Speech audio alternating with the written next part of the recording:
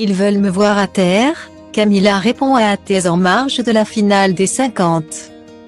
Après 2 mois de compétition acharnée, les 50 a enfin livré son verdict hier soir sur W9. Il n'était plus que 3 à s'affronter pour décrocher le trophée de vainqueur, Maëva Guénam, Julien Bert et Camila. La première, star des Marseillais et des réseaux sociaux, s'est finalement inclinée aux portes de la finale lors de la dernière épreuve technique. Ces 2 adversaires se sont donc envolés pour le plateau de W9. Pour une émission un peu spéciale, la finale était en direct, afin que les fans puissent voter pour élire le grand vainqueur de cette première saison. Un système de vote qui n'a d'ailleurs pas manqué de susciter la colère des internautes, agacés de devoir payer pour soutenir leur candidat favori.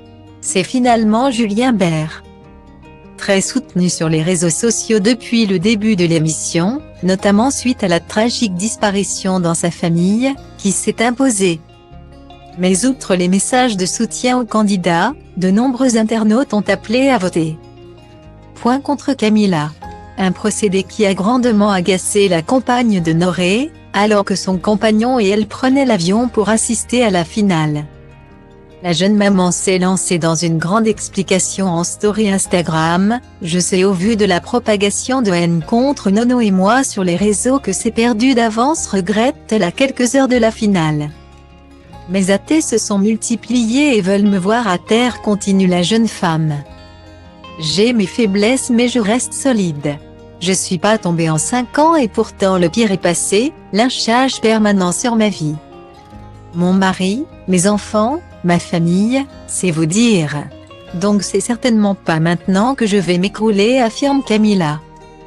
Les gens sont devenus tellement haineux, oui ce tournage aura été un des plus cool à fermer le pire dans les retombées, conclut-elle avant de s'en prendre à la production et ses coupes scénaristiques. La reverra-t-on bientôt dans une autre émission ou fera-t-elle le point en famille? Affaire à suivre.